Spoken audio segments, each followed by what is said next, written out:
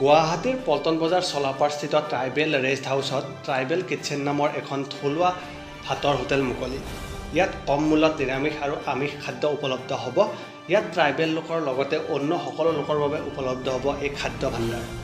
আজি ট্ৰাইবেল কিটচেনৰ মুকলি অনুষ্ঠানত মুখ্য অতিথি হিচাপে উপস্থিত থাকে সদৌ অসম ট্ৰাইবেল সংঘৰ সম্পাদক প্ৰধান আদিত্য খাখলাৰী, লগতে বহুকেইগৰাকী গণ্যমান্য ব্যক্তি উপস্থিত থকা পৰিলক্ষিত হয়। এই ৰেষ্টুৰেণ্টখনত কি পোৱা যাব? আমি আজি ট্ৰাইবেল ৰেষ্ট হাউচৰ চৌহদতে ট্ৰাইবেল ৰেষ্টুৰেণ্ট নামৰ ট্ৰাইবেল কিটচেন নামৰ এটা নতুন ৰূপত আমি সজাইছোঁ এটা নতুন ৰেষ্টুৰেণ্ট।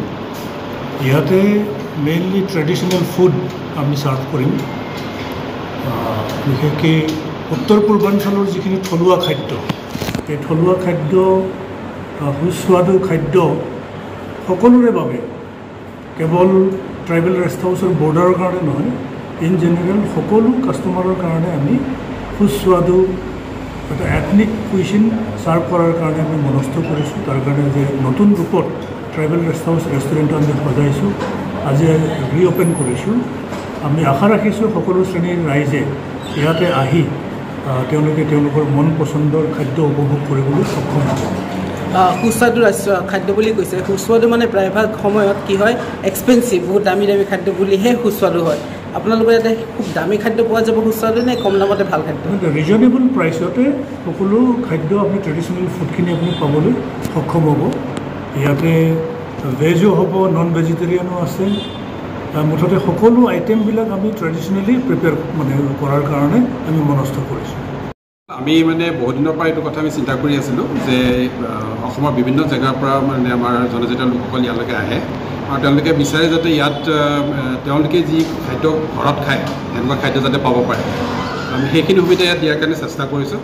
দ্বিতীয়তে অসমলৈ আৰু গুৱাহাটী যিহেতু উত্তৰ পূৰ্বৰ গেটৱে বুলি কোৱা যায়, গতিকে বিভিন্ন ধৰণৰ মানুহ আহে, বাহিৰৰ পৰা মানুহ আহে।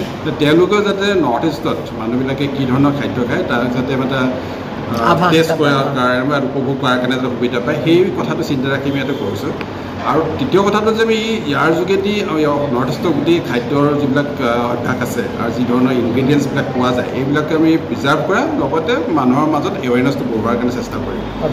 যদিও হয়, দাম আমি খুব ৰিজনেবল প্ৰাইচত আমি ৰাখিব বিচাৰিছোঁ, যাতে কাৰো কাৰণে এটা বাধা হ'ব নোৱাৰে, প্ৰাইচটো যাতে বাধা নহয়। তেওঁলোকে আহি ইয়াতে যেতিয়াই ইচ্ছা কৰে আহি খাব পাৰিব আৰু বিভিন্ন ধৰণৰ যিবিলাক আমাৰ জনজাতীয় খাদ্য আছে সেইবিলাক তেওঁলোকে টেষ্ট কৰি পেলাই উপভোগ কৰিব পাৰিব। আৰু লগে লগে আমাৰ খাদ্য অভ্যাসবিলাক বাহিৰলৈ তেওঁলোকৰ মাজত এৱেৰনেছটো বাঢ়ি যাব। তো এই লক্ষ্যৰে আমি এই গোটেই ৰেষ্টুৰেণ্টখন আগবঢ়াইছোঁ। আশা ৰাখিছোঁ ৰাইজে আগবাঢ়ি ল'ব আৰু আমাক সঁহাৰি জনাব আৰু তেওঁলোকে আমি যিমান পাৰোঁ আমাৰ ফালৰ পৰা চেষ্টা কৰিম যাতে তেওঁলোকে আমি এটা সুস্বাদু আৰু সুখাদ্য আমি দিব পাৰোঁ। গেছ ট্ৰাইবেল কিটচেন ৰেষ্টুৰেণ্টখন আছে ক'ত? এখন আছে আমাৰ পল্টন বজাৰৰ চোলাপাৰাত আমাৰ ট্ৰাইবেল ৰেষ্ট হাউচ যিটো কমপ্লেক্স আছে তাৰ ভিতৰতে আছে এখন। অ'পেনিং ক্ল'জিং টাইম কেনেকুৱা? আমি অ'পেনিং একচুৱেলি কম্পেৰেটিভলি বেলেগ ৰেষ্টুৰেণ্টতকৈ অলপ সোনকালে কৰিব বিচাৰিছোঁ। 9 বজাৰ পৰা আৰম্ভ কৰি গধূলি 10:30লৈকে, যাতে যিবিলাক অফিচ গোৱাৰ্ছ আছে তেওঁলোকে যাতে তেওঁলোকৰ এটা ঘৰুৱা খাদ্য এটা খাই অফিচলৈ গৈ ওলাই যাব পাৰে।